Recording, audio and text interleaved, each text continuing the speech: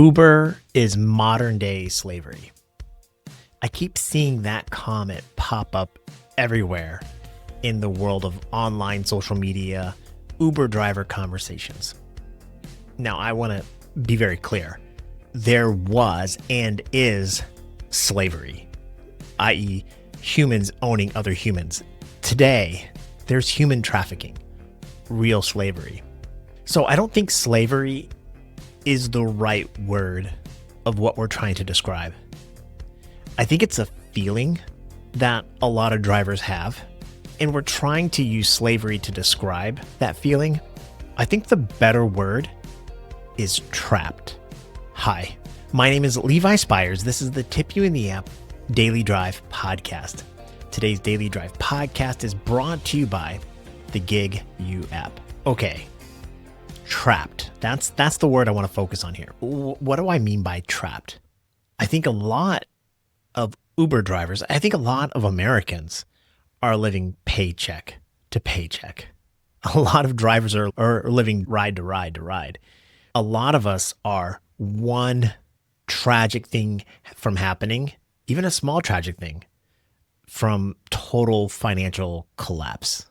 We're struggling just to pay the bills. And it could be inflation. It could be the systemic problems in our economy. There's a lot of reasons for it. Maybe you or I have made bad decisions in our lives, or even our parents or somewhere down the line. Maybe we just had an accident. It doesn't really matter what the cause is. The reality is that many of us are living paycheck to paycheck. Debt, credit cards, you name it. And God forbid you get a flat tire or something worse happens. You just can't pay the bills. Now, I want to make a confession. I want to tell you right now that I am broke. I don't have money. I think a lot of people, I've seen some of the comments on the channel, they'll say something like, Levi, you were in the military, you have a retirement and a pension. No, I do not. I left the military at the 12-year mark. And I've also been an entrepreneur and I've sold businesses. That is true. But it's not like I'm selling trillion-dollar businesses like SpaceX or something. I sold small little mom and pop businesses. And when I decided to become an Uber driver, Uber driving didn't pay all of the bills to get my kids through college, and things like that. So whatever money I did have, I don't have now. And I don't want to get into the details because I don't feel broke. And if I told you the numbers, you'd either say, wow, that was a horrible decision, or wow, you're not as broke as I thought you'd say. It's just what I'm saying is I live paycheck to paycheck. I live ride to ride. I need to Uber drive to pay the bills. And if I didn't Uber drive, within a short period of time, they'd come and repossess my house. That's what I mean by I'm broke. I'm 50-something years old, and I don't have the ability to just not work. In fact, I haven't taken a week off in like 2.5 years. I've taken days off. I took like yesterday off. But I find myself diving into that app, the Uber app, 100 times a day, hoping there's a reservation, hoping there's a surge, thinking about I want to go out and drive because I need to make money. I got another bill to pay. So for example, I have a AT&T bill that I got to pay. Now I'm going to pay it, but I got to go Uber drive after I get this podcast live. Go out and make a little bit of money to pay that bill. It's not like I'm going to reach into a savings account and pay it. Now, that's trapped. I'm trapped into a financial situation that's extremely common. Now, this is where it gets even more complicated.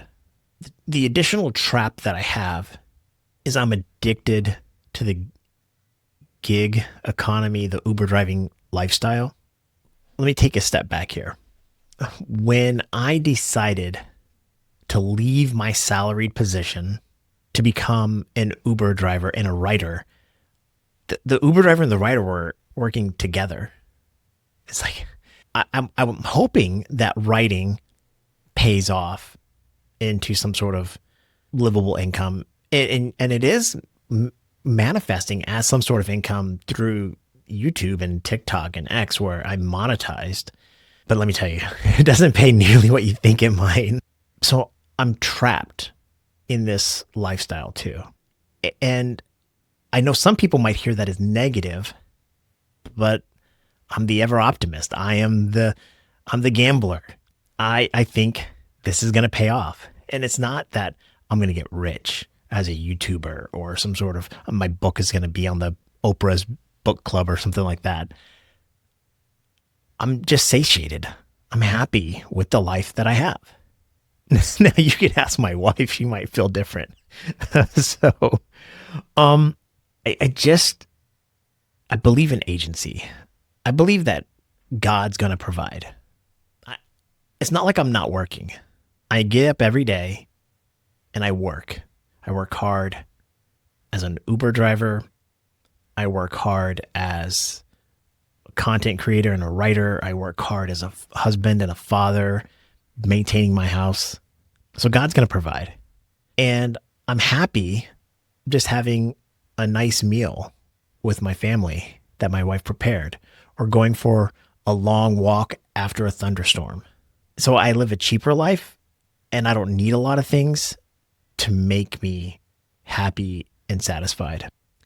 I guess it's all about agency. I decide when I want to go drive, what trips I'm going to take, what podcast I'm going to produce. About 2 or 3 years ago, when I realized Uber and the consulting, it wasn't going to be enough, and I started burning through savings, and I was living a lifestyle beyond the means of what I was making, right? And then we started getting a couple of bill collector calls. I don't know. I just said, let's pretend for a second that the bank comes and takes everything. And my wife, my son, and I, we have to walk with just our clothes down the street to my neighbor's house or something like that. What if they took it all? That's, once I realized like, I'm still alive, I stopped feeling trapped, the paycheck to paycheck. Doesn't mean I'm not. And again, I'll own the fact that maybe this sounds naive, but I just don't care. I'll work, God will provide, and life will go on. So I understand the feeling that a lot of drivers have when they see a $3 offer come in, and that $3 offer is for 15 minutes worth of work, 4 miles worth of driving or whatever. And you're like, ugh. It makes you really angry, especially if you got that AT&T bill to pay. All I can offer is that you take and own your own agency of the control of your life. Doesn't mean your financial problems will go away. I don't get it. I'm still broke. There is a level of, I don't know, happiness, satiation. I'm not sure of the right word, but I don't feel like I'm trapped. I definitely don't feel like I'm a slave, that Uber's modern day slavery. Yeah. Let me know your thoughts in the comments. I got an email from a guy named Doug. Doug says, "Hi, Levi. I watched your episode on tipping a while ago. You convinced me to start tipping people I never thought to in the past. The car washer who wiped down my car, the grocery clerk who bagged my purchase, the UPS guy who helped me with a return. And these are just a few examples. The look on their faces is worth the money, and most will try to refuse until I insist. Always remember you positively affect the way that more people than you might realize. This includes me. It feels great to see them smile. Thanks, Doug." Hey, Doug, thank you for the email. I do believe tipping is like gift giving. As a tip receiver, as an Uber driver, yeah, I'm trying to earn money and I'm trying to work hard to earn a tip. I want to feel that reward. And sometimes $1, $30, it doesn't really matter. The tip, the gesture itself feels good to me as receiving the tip. but I love giving tips. And I've transitioned from kind of an indifferent tipper to now I pre-tip. When I get in the Uber, I hand the guy a $5 bill. When I sit down at the restaurant, I hand the waitress a 20 and say, I plan on tipping you more. I want them to know that I appreciate their service, and I want them to treat me better than other people because I pre-tipped. Yeah, so it's like when you give your kids a gift on Christmas, the parents get more out of that gift giving than the kids get in the gift receiving. And you can tell by the toys laying around your house. Your kids don't care about the toys. But you remember when you gave them that gift, and you remember their eyes when they opened it. That's what tipping is. And I think tipping is an amazing thing. And I'm always shocked at people now when they're so anti-tipping. It's just a good part of the economy. Okay. QAnon, whatever. I can't see your name. Sorry. He says, or is it he or she? I'm not going to say it. Okay. Let me ask you this. What if half of us quit Uber? You think they would change their tune? Yes, I do. Of course. If Uber lost half the drivers, even 10% of the drivers, they would have to adjust and change. That's what the algorithm does. See, I and you, we might think about it as like we're a workforce and 10% of us quit or change. But I think that labor force, that workforce is changing hour by hour, minute by minute for all of these gig apps. And their algorithm is going, okay, we've seen a little bit of a drop off of drivers over the last few weeks. Let's add a quest or a bonus. Let's bring them back in. And so they're dynamically changing quest bonuses, pricing, ride by ride, minute by minute. So yeah, if 10% of the drivers, if half the drivers quit tomorrow and quit forever, or for a period of time, all Uber would do is start to pay drivers more until the drivers come back, and then they would lower the fares again. It would always reach where it's at right now. Whatever the fares are right now is the best market equilibrium from an economic standpoint. Uber's paying the exact right price. Whether you or I like it or not, it's not relevant. That's just the price. And if a lot of drivers quit, then the prices would go up. But that's the game. That's the game theory to some extent. Which half are going to quit? Why don't you half quit and I'll stay on board and receive the higher prices for a short period of time? Right? Who's going to do that? So that's the interesting thing. And as bad as Uber is in Lyft or DoorDash or one of these gig apps, the reality is they're paying the correct price because drivers are taking it. And that's just the honest truth. 2 says, did you not have any orders that were not ready when you were there to pick up? Kind of screws the day when you have to wait 10 minutes for the order to be readied. He's talking about when I did 126 Uber Eats orders over a weekend. I was getting all these Uber Eats bonuses, so I decided to do them. And yeah, you're trying to complete a lot of them fast so you can get the bonus. Like if I did 4 in 1 hour, I'd get like a $10 bonus or something like that. Yeah, and that 10-minute wait ruins it. Honestly, I would never wait 10 minutes. If I walk in that restaurant, McDonald's is notorious for this when I would do this. If I walked in that McDonald's and I saw 3 drivers standing there looking, and I heard those McDonald's fryer things beeping, I walk in, and if I don't see my order right there, I would just turn right around and walk out, cancel, and move on. I'm not going to wait 10 minutes. Now, I'm not driving a long distance for these pickups either, so it's not like it's costing me a lot to pick up these orders or accept them and to drive to them. Now, if I drove 20 minutes for a really big order, maybe I might wait the 10 minutes if it's really slow.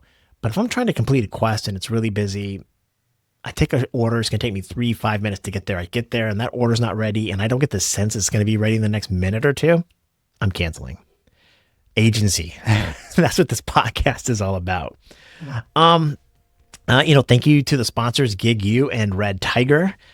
Hey, if you want, I would appreciate it. Become a member of this channel. You get first access to the content, some exclusive content, behind the scenes kind of things. Please like and subscribe to the channel. That helps me a lot. Join the free community over on Facebook if you don't want to pay to be a member of the channel. I That's fun channel. It's drivers only. Warning, it's drivers only, so you can't go out there and sell anything. And connect with me anywhere. I'm on every single platform you can think of. And I talk a lot about golf and politics and other things on a lot of other platforms, business over on LinkedIn. So that's always fun. You know, drivers for 2026, hopefully you can see it in my demeanor. I'm a little bit more upbeat. You know, I think last year I was getting really down. I was getting grounded down by the app, trying to make as much money as possible. Now I'm just going to play it as it is. I'm going to play it as it lies, as a golf word. Nice. But I'm just going to just wake up and do the best I can and just enjoy it for what it is. I hope you get to do the same. I hope you are safe, healthy, and happy. And I hope you enjoy the ride. My name is Levi Spires. Drivers, I want you to know that I'm cheering for you. Be well. Bye.